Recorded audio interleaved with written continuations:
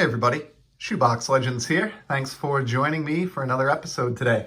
Going to do a COMC rummage of some pickups from COMC.com, but unlike the usual COMC rummage, which I try to limit to like maybe a dozen or 15 cards at the most, pulled a full 25 COMC pickups that I need to sort through and file away in my collection for today's episodes. This is going to be a larger than usual COMC rummage video. As is always the case, these are singles that have come into my collection, any time from as recently as my last order, a couple months back to maybe a few years ago now. And I'm just now getting around to kind of processing them. So let's get right into it here. So not waste any more time since we have 25 cards to cover. Got a hockey card first. Connor McDavid, arguably the best player in the modern game and someone who I've collected for a while now, really since his debut. Really enjoy McDavid's speed and style of play, as does seemingly every other NHL fan, or the majority of them anyway, and scored this nice canvas insert, which always has nice photography. This is a sort of candid riding the pine moment on the bench, and this is from the 2019 Upper Deck Series 1 hockey release. So just a low-hanging piece of Connor McDavid fruit there. We got a baseball card next. One of my favorite oddballs from the 80s, the 1988 starting lineup card set. So these would, of course, come packaged with your starting lineup action figure at your local big box store.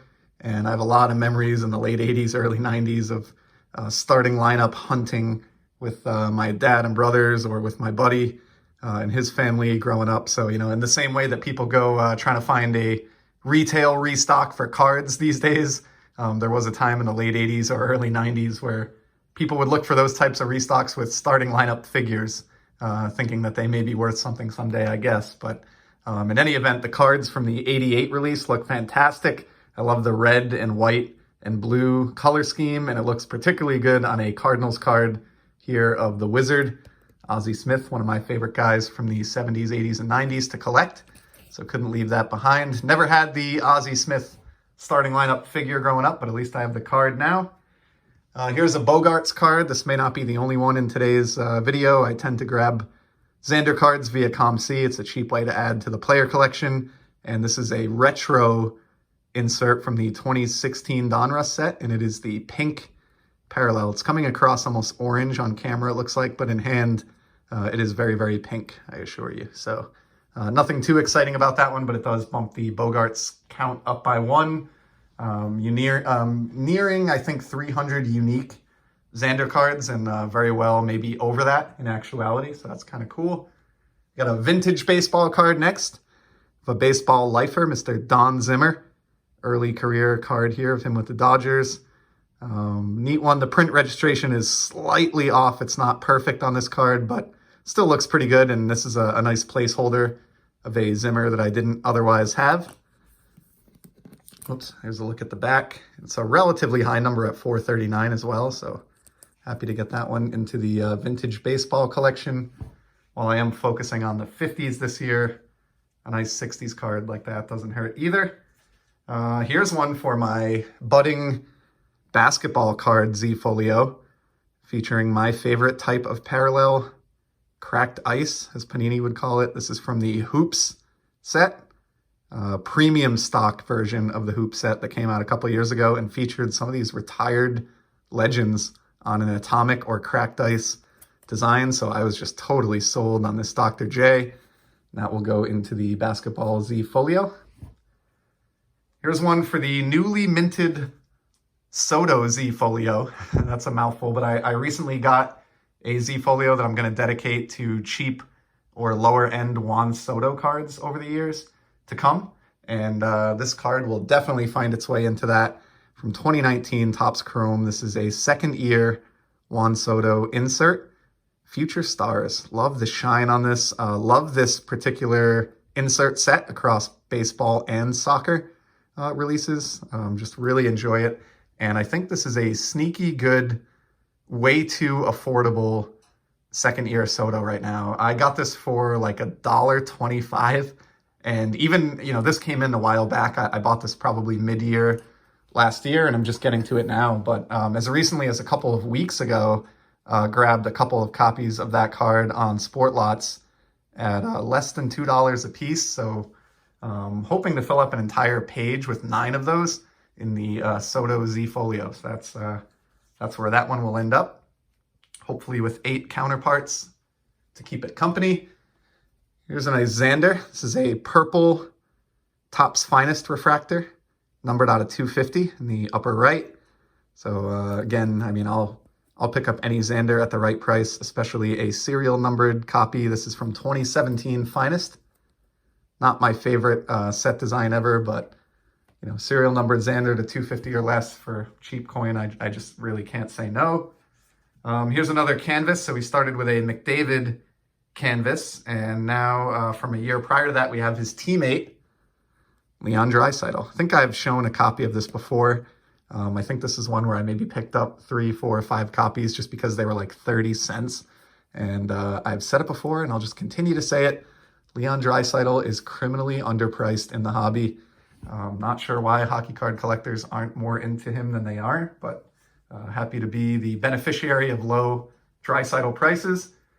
Next up, we got an X-Fractor, and I remember this one quite vividly. So I bought this Freddy Freeman X-Fractor on COMC the same day that the Braves won the World Series this past year. So I thought it was kind of cool to have a shiny Freddy Freeman card from maybe his last year with the Braves and the World Series winning year, and also having purchased it on the day that he won the World Series with Atlanta. So thought that was neat, and I think it was like $1. So pretty cool Freeman card there. That is the little foreshadowing. That's the second coolest X-Fractor that you'll see in today's video. Here's a shiny hockey card. This is a black rainbow parallel out of O-Pee-Chee. So this is not an O-Pee-Chee Platinum card. This is a regular paper O-Pee-Chee card. But every year they do these black rainbow parallels. So aside from looking just fantastic, and this features Artemi Panarin, the bread man, who at the time was with Columbus after a stint with Chicago to begin his career, and of course is now with the New York Rangers. And all of these are serial numbered out of 100. And this parallel's existed for many years now in the O-Pee-Chee hockey set, and got this for like $1.50 or something like that, which given how good a player Panarin is, I thought that was incredible and scooped that one right up. I have a small collection of the man that will make a nice addition to, and I mean, you can just see in the light how amazing those parallels look. They're just gorgeous cards, so I'm very happy to have scored that one. Flipping back to baseball now, a guy who I've talked about recently on the channel, just another card of his, Mr. Kyle Tucker. Big fan of the young superstar for the Astros, and looking forward to seeing what he can do this coming year. This is a pre-rookie, and what I find funny about this one, it makes it look as though he's a right-handed pitcher, but he's actually an outfielder. He's not a pitcher, but always thought the photograph choice there made him look like a pitcher and probably confused some folks. Here's a shiny baseball pickup, the recently retired Buster Posey. And this beauty is from the 2017 Optic release. I don't get into a lot of Optic or unlicensed baseball in general, but I love this 1 year's release because it throws back to the 90 Donruss set, which came obviously in my first year as collecting and right in the heyday of my stint of childhood collecting. So I really like the notes of 90 Donruss that exist. And then, of course, this one is particularly cool because with a catcher card in full gear like this, you really can't tell that it's unlicensed. So great photo there of Posey and a nice blue and orange color scheme. And this is also numbered out of 149. So not crazy rare, but a cool card nonetheless. Here's one that's going to feed Grimace, my purple Z Folio.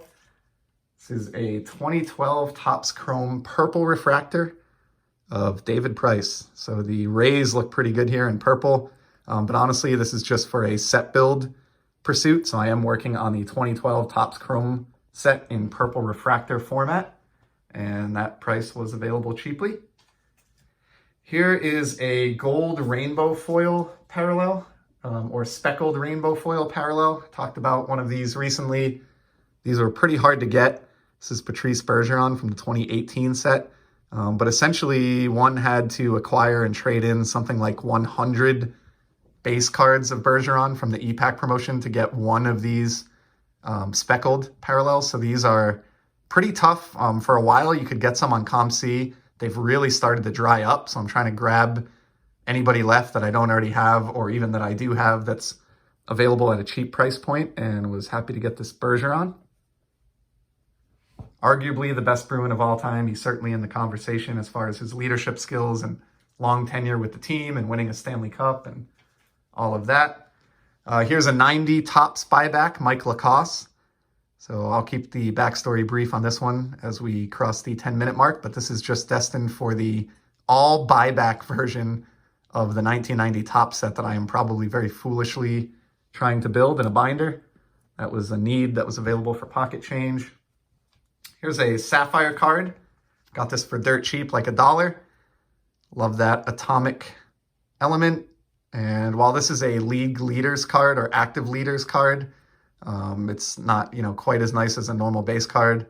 To get a Sapphire of Albert Pujols, one of the best hitting players of his generation, of my generation in baseball, for like $1 was just too good to leave that behind. That'll be going into the shiny baseball card Z folio as well.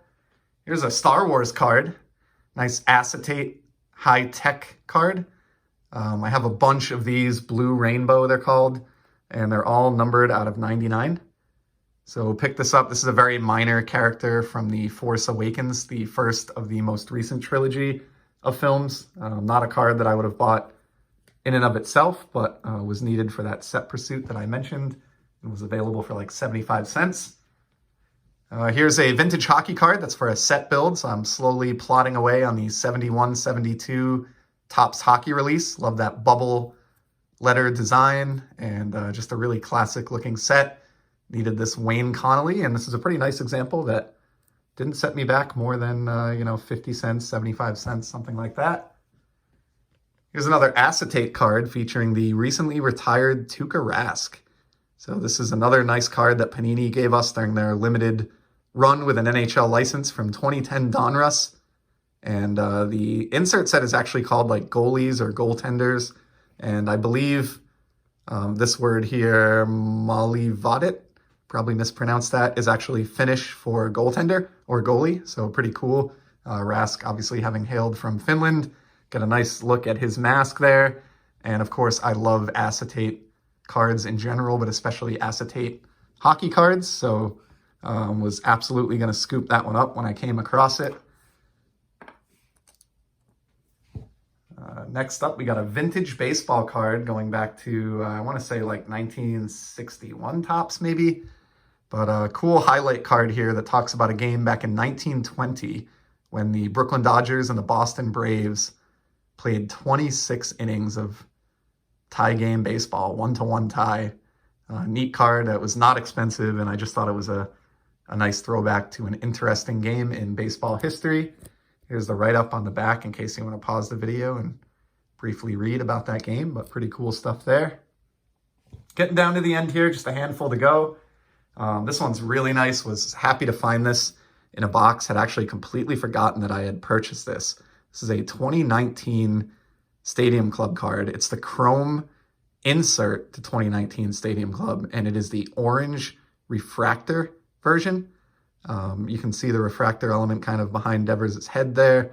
And of course, his name is in orange. These are easy to identify also because they are numbered out of just 99. So you can see here, I've got copy 28 of 99. So a sneaky good second year Devers card there. That's a nice addition to my collection of the man, who's been very successful. And I think people forget, still at a very young age, he's well over 100 home runs clobbered. And he's still just in his mid-20s, early to mid-20s. So I'm excited to see how the rest of his career pans out.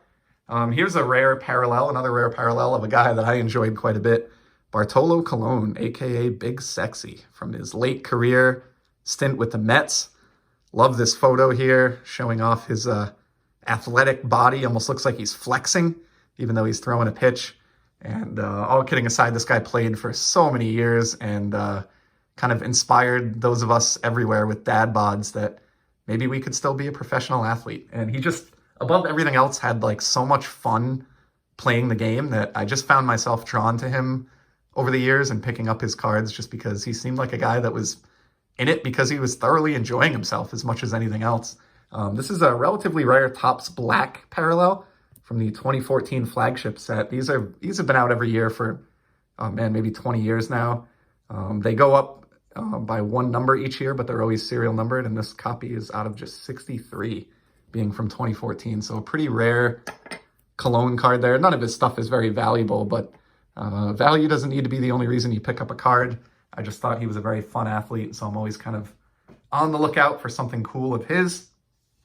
Here's a nice shiny addition to the collection.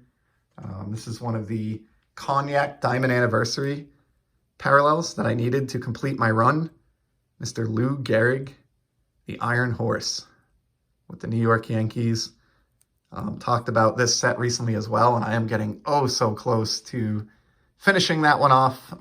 Hopefully at some point in the near future here, we'll have a reveal video on this channel where we look at all 70 plus retired legends in Cognac formats. That's hopefully coming soon, and Gehrig gets me one step closer. Down to the last two cards here. The first one is the coolest X-Fractor that you'll see in today's post. I mentioned when I showed the Freddy Freeman, there was a better X-Fractor coming, and here it is. Couldn't resist picking this one up. Mark McGwire, of course, in the Blues Brothers outfit with the giant oversized bat. This is out of Stadium Club Chrome and is the X-Fractor version. I love quirky, weird cards like this. This immediately becomes one of my favorite Mark McGwire cards in my entire collection just because of that super bizarre photo. So that's great stuff. Was able to bring that home for I think around $5 if memory serves. So it felt like I got a good deal on that one. And then last but certainly not least, we have a nice vintage pickup here. This makes me happy because I have declared a few times that 2022 is going to be the year of 1950s baseball for my collection, where I finally get my act together and find out where I'm at with all these 50s sets and just make an effort in general to add some new 50s cardboard to the PC this year. And it's nice to be able to file this one away. Along those lines, a 1954 Bowman Joe Adcock of the Milwaukee Braves. Very good player here. Very nice card. It's in great shape. This wouldn't grade out as a PSA 9 or anything, but got a very light bit of surface stuff in the upper left corner, but the borders look good. It's relatively centered. The corners aren't a mess. The image is clean. I love the glove in the back pocket. Just a classic pose with a nice stadium backdrop and a card that I did not have towards my pursuit of the oversized 1954 Bowman baseball release. So we'll put Mr. Adcock up here as well. And that is going to be a wrap for today. That is 25 pickups that I've made over time on COMC and a little bit of the rationale behind each. I hope you saw at least a card or two that you thought were enjoyable among those couple dozen. And whether or not you did, I really appreciate you spending some of your time here and stopping by the channel. And I will certainly be back in the very near future with some more sports card content. Until then, take care, everybody.